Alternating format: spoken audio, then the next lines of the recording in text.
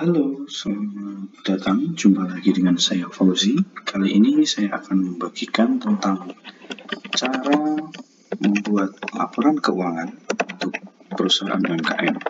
Nah, di sini saya sudah ada formatnya untuk melakukan pencatatan.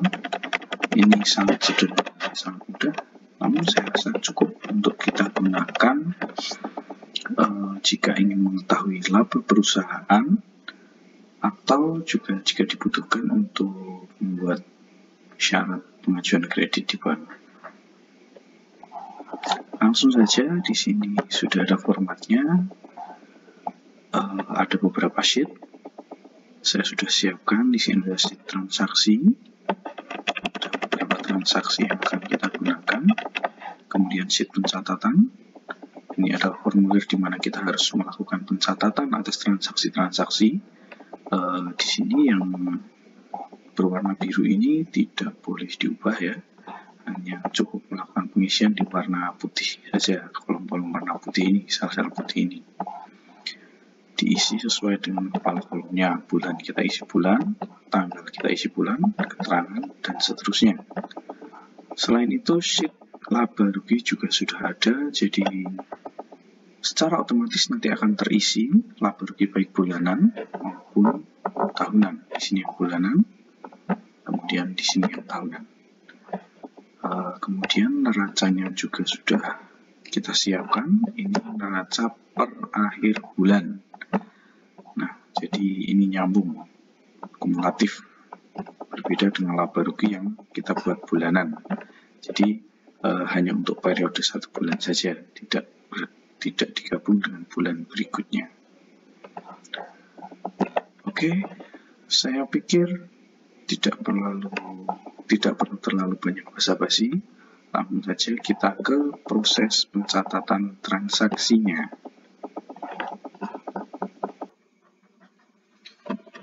Oke, langsung saja untuk transaksi yang pertama, kita akan melakukan pencatatan setoran modal. Ini sudah ada bulannya, sudah ada tanggal, keterangan, dan jumlahnya. Setoran modal di sini berupa setoran modal cash ya, jadi kita langsung masukkan saja. Kita isi ke sini. Bulan jangan lupa diisi, tanggalnya, kemudian keterangan, dan karena setoran modalnya berupa kas, kita masukkan ke kolom kas. Kemudian karena format ini menggunakan metode pencatatan ganda, jadi kita harus melakukan pencatatan juga dari sisi lain, yaitu sisi seberangnya. Karena ini berupa kas itu merupakan setoran modal, maka kita catat juga sebagai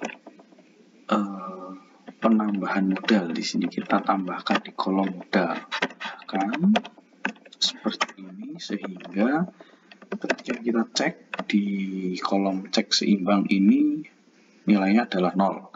Namun jika dalam pencatatannya hanya satu sisi saja seperti ini tadi, misalnya seperti ini, dia dicek seimbangnya masih ada angkanya, sehingga kita perlu mengisi di kolom modal.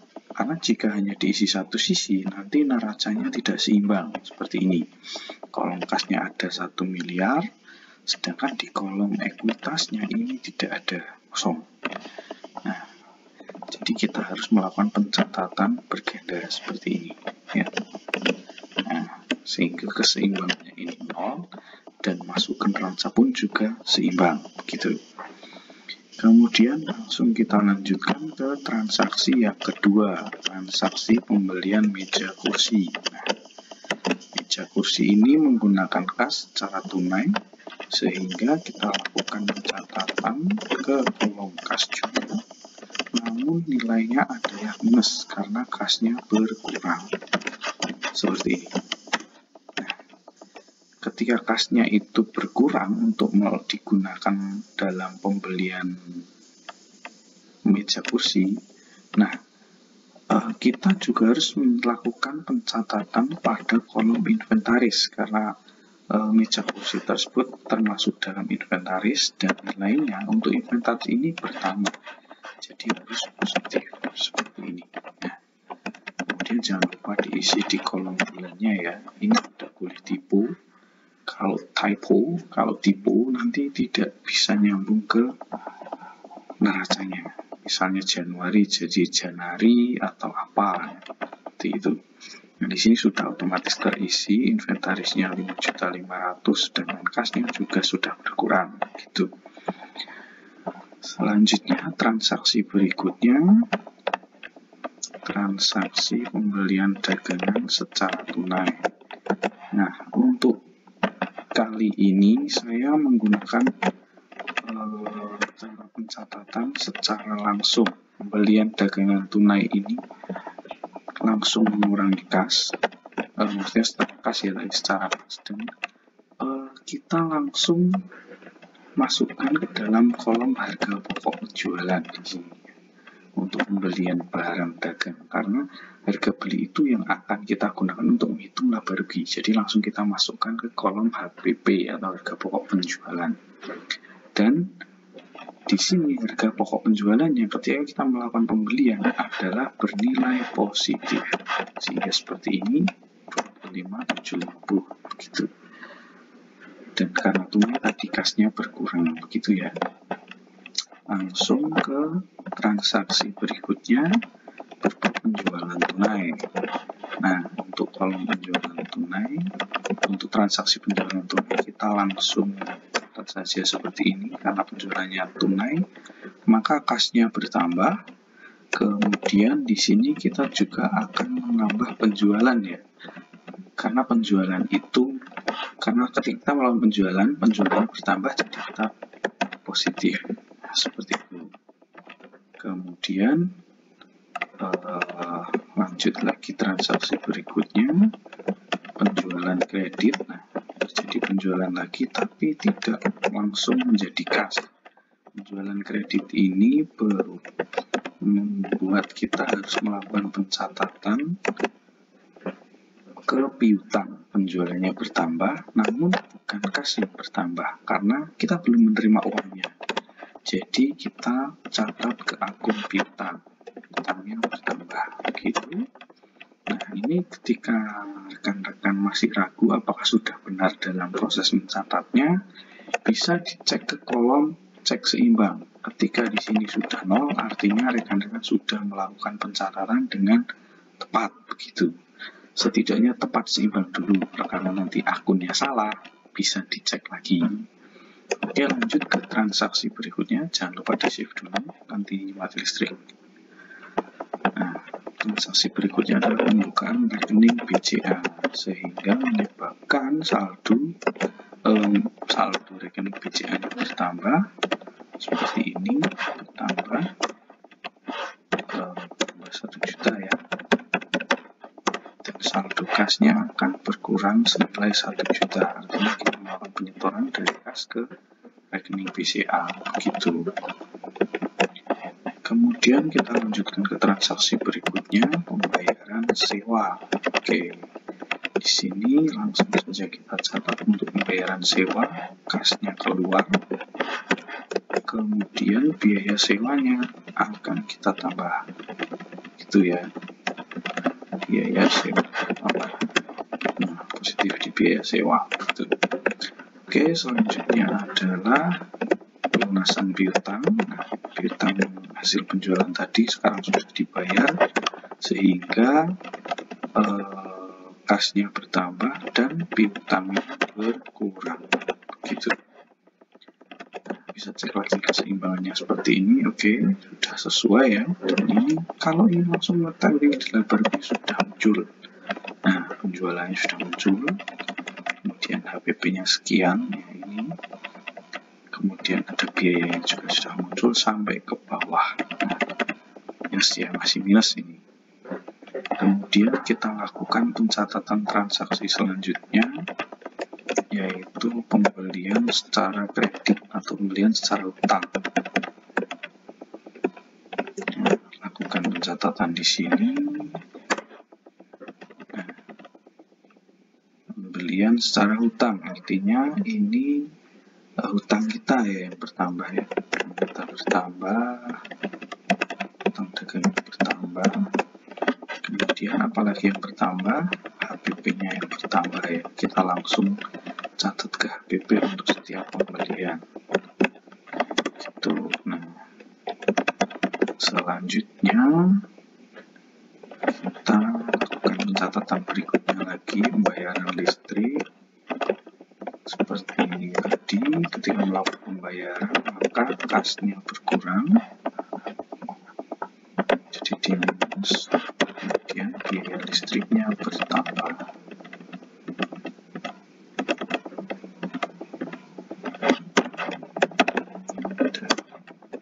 Lanjut ke transaksi berikutnya, membayar gaji. Pembayaran gaji berarti kasnya berkurang. Nah, kita melakukan pembayaran, tapi setiap kali ada pembayaran kasnya berkurang ya. Rekan-rekan, saya anggap semuanya juga sudah paham terkait ini. Kemudian biaya gajinya menambah, gitu. Jangan lupa di save.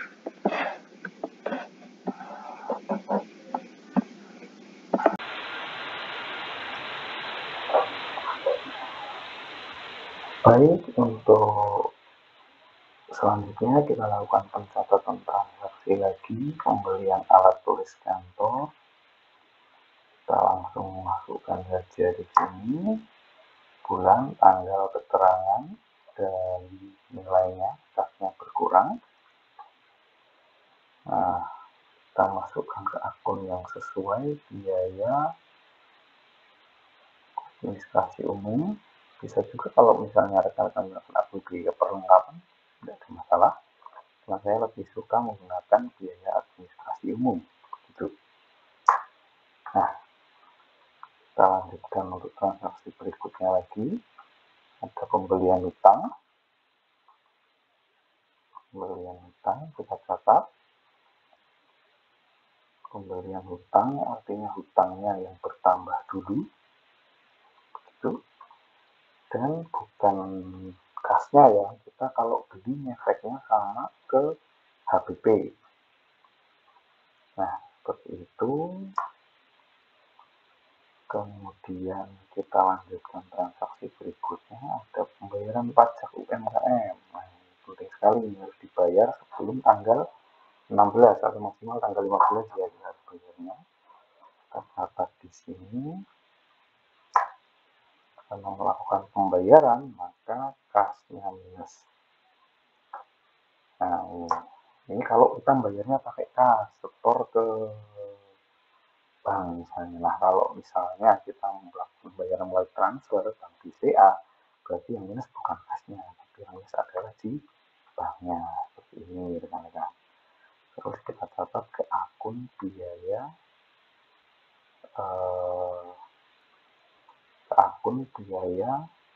pajak. Itu kita ubah dulu ya. Nah, biaya pajaknya di mana? Biaya pajak penghasilannya menambah. Oke, seperti itu.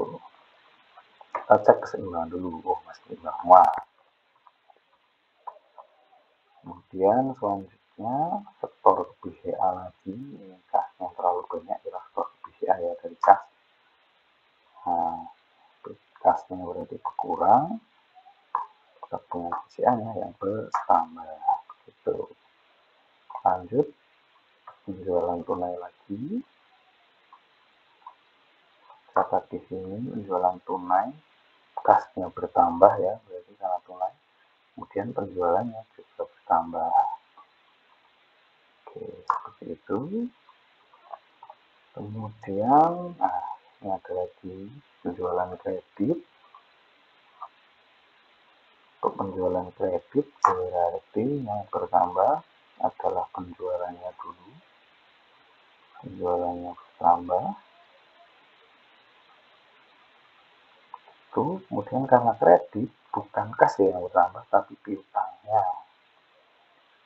Itu. Oke. Lanjut, ada transaksi pelunasan. Nah, ada pelunasan. Nah, pelunasan hasilnya kita menerima uang, sudah betul, ini kasnya bertambah. Setelah melakukan pelunasan, maka piutangnya yang berkurang. Nah, kan seperti itu catatannya. Kemudian kita bisa cek keseimbangannya, masih seimbang semua. Dan kita akan melakukan pengecekan di laba rugi. Nah, ini statusnya adalah kemarin di Januari minus, sedangkan sekarang untuk bulan Februarinya itu sudah laba. Cuman secara kumulatifnya dua-duanya, maksudnya 2 bulan jadikan 1, kita masih rugi. Nah, kenapa begitu? Karena dari semua transaksi yang ada di setiap kita melakukan pembelian itu kita langsung tata ke HPP atau harga pokok penjualan. Dengan begitu anggapannya adalah setiap kita melakukan pembelian, barang tersebut akan kita anggap langsung terjual, artinya langsung menjadi harga pokok penjualan. Padahal bisa jadi masih ada saldonya. Nah, ketika masih ada saldo atau stok yang kita punya, kita biasa melakukan namanya stok opnam, pemeriksaan kartu stok. Nah, jika pemeriksaan kartu stok ini dilakukan, misalnya seperti transaksi terakhir kita ini, masih ada, nah ini, oh maaf, tadi ada yang terlewat, ada penjualan lagi, ini tahu. Nah, kita tambahkan lagi ya penjualannya. Dikit. Kelupaan tadi. Nah, penjualan tunai ya, oke, aman. Kasnya bertambah, penjualannya bertambah. Nah, balik lagi ke yang tadi ya. Setelah kita melakukan pengecekan, ternyata ada stok nilai 3 jutaan. Nah, ini gimana cara nyatetnya? Cara nyatetnya adalah langsung saja. Ini. Kita masukkan ke pencatatan, ke sheet pencatatan. Itu, namun yang kita tambah bukan kasnya, rekan-rekan, tapi stoknya. Karena hasil stok opnam itu menunjukkan bahwa kita masih ada persediaan. Jadi persediaannya kita tambah tadinya 0, jadi sesuai dengan hasil stok opnam. Adapun yang berkurang adalah HPP-nya. Nah, dengan demikian secara kumulatif kita menjadi laba. Gitu. Oke, HPP-nya dan ya begitu. Sudah paham semua ya, saya kira tidak ada yang menjadi pertanyaan lagi. Ini hasil stok opnamnya sudah sesuai di sini di akun neraca di bagian persediaan nilai 3240. Sudah. Gitu. Jadi saya rasa sudah cukup untuk tutorial kali ini. Nanti formatnya akan kita bagikan melalui link di deskripsi. Silahkan diakses, silahkan dimanfaatkan ya. Semoga bermanfaat. Sampai jumpa lagi. Salam relawan.